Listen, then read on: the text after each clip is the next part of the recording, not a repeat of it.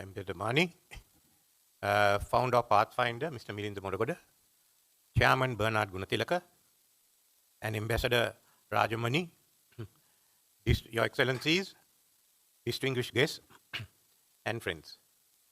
I must first thank the Pathfinder for inviting me to address this gathering on the Bay of Bengal, the 5th conference on the Bay of Bengal Maritime Dialogue. Now, I don't represent any organization. I am more like that German cruiser that raided the Bay of Bengal during World War I, because I can fire my shots at anyone I want and at any time I want. Nevertheless, this is an important discussion in which I will not deal with the subjects that are under discussion. I think your collective expertise beats me by about 100 to 1,000 times. So let's let you all deal with that. I just thought I'd speak about a few words on the Bay of Bengal, because in a way we are meeting at a very crucial time. Actually, the last summit, the 5th summit, was held at a crucial time. Parallel to that, President Trump announced the reciprocal tariffs. With that, we see the undoing of an order which the Americans set in place in the 1990s. As a result of this, we have these regional organizations such as BIMSTEC and ASEAN, in addition to the globalized economy and the trading system.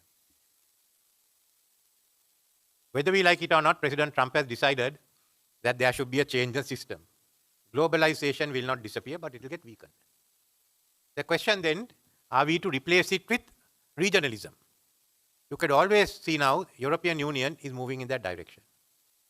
What do we do here in this region? Are we to build up a regionalism?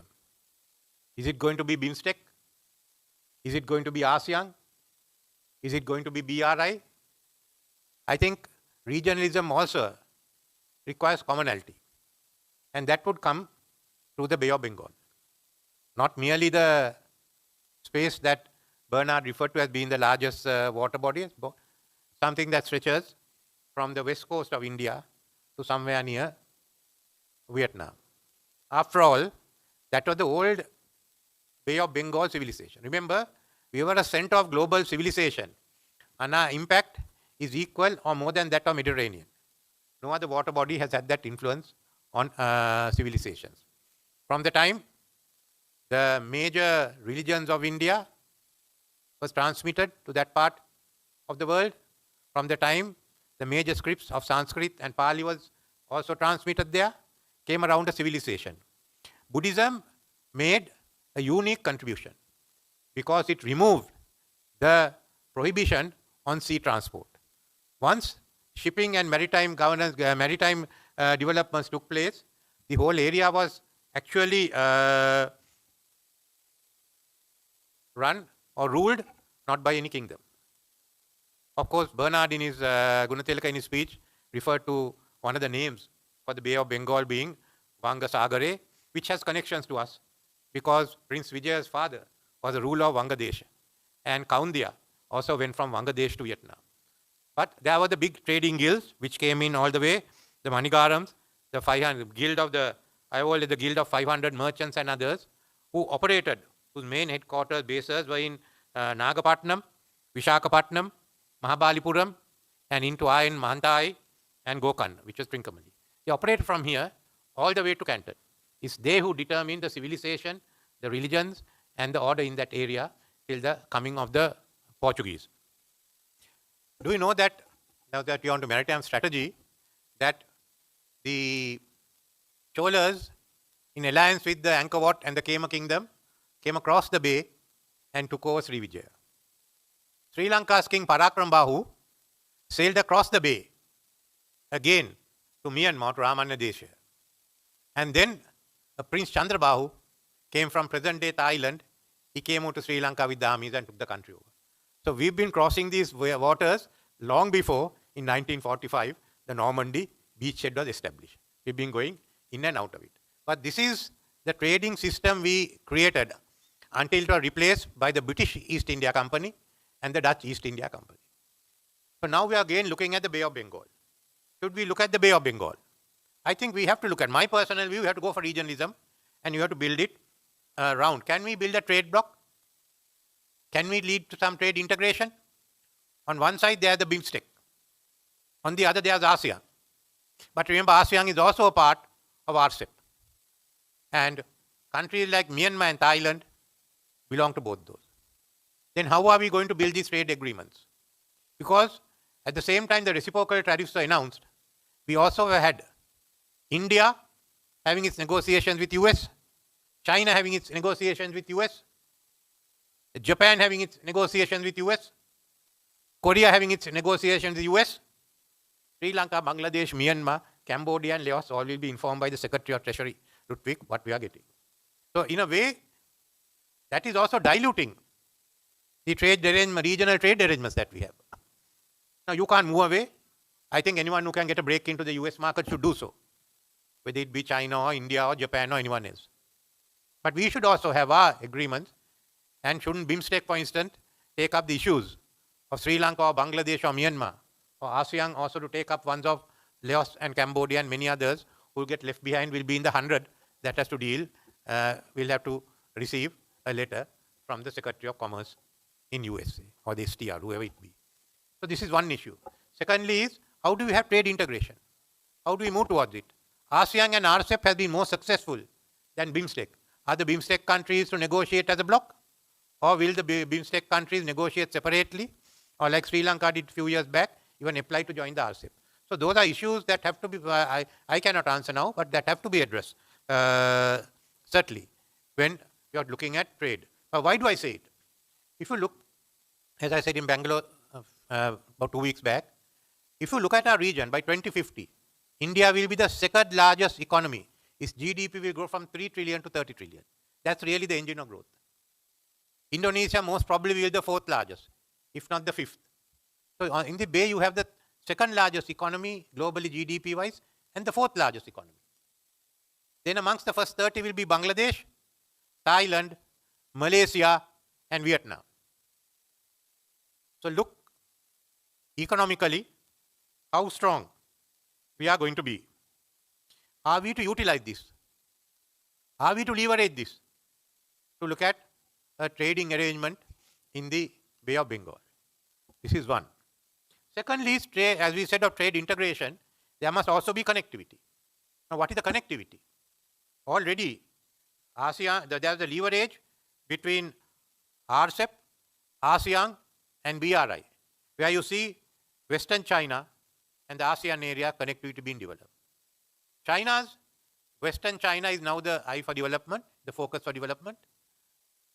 The connectivity from Central Asia, the land, the belt, all comes to Chongqing. From Chongqing is the Yangtze economic belt, which goes to the Pacific. You will find the China-Singapore connectivity, which will ensure first rail connectivity and then sea connectivity to Singapore. Singapore connectivity goes beyond that into trade, into finance and all. I won't deal with it here. That's not issue. But then there's sea connectivity, land, rail, sea connectivity.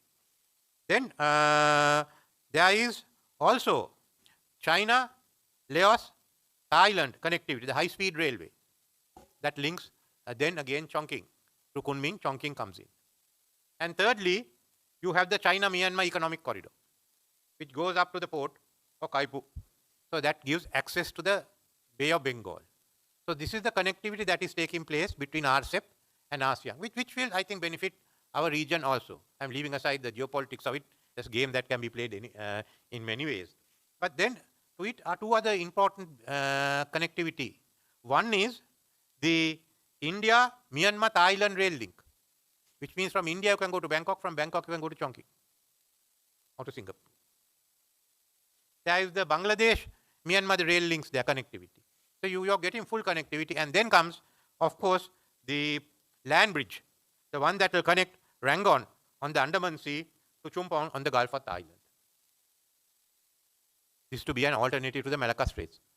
So connectivity here is developed. You can see what it will be in 2050.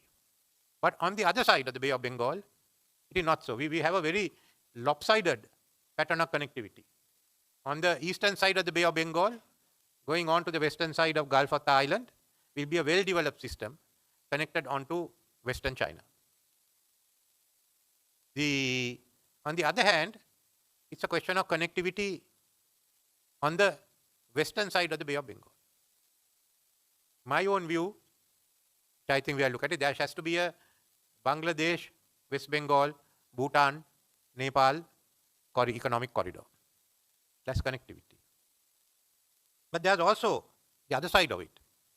The most important area is going to be the tip of the subcontinent, Sri Lanka. Economic corridor of Telangana, Andhra, Tamil Nadu, and Sri Lanka. That's the most important area for connectivity.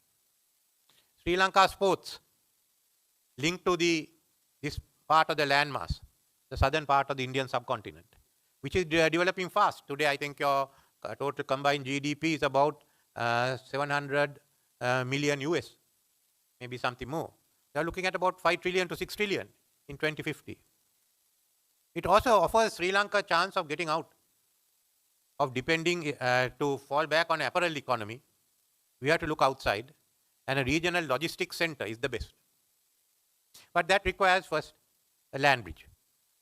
But it will open up not only the existing ports, but the ability even to develop. Just imagine the development of the Trincomalee port, but also the ability to have a new port between Vattala and Jaila.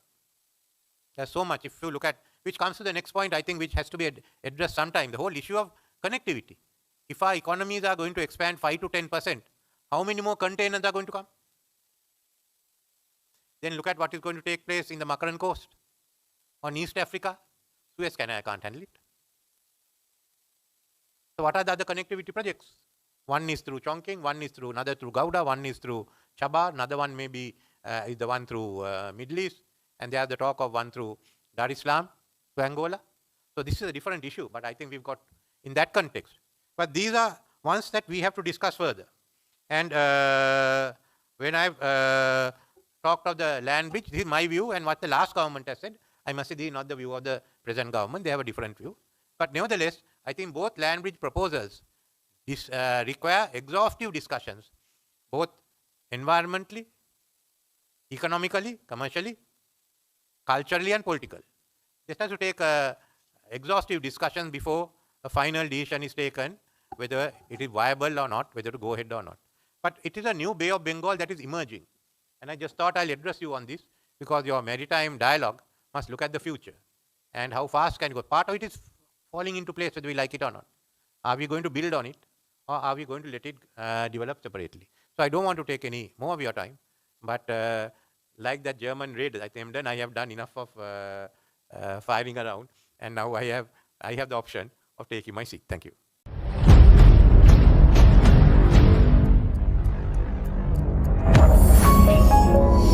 You're watching the Lifetraveler channel.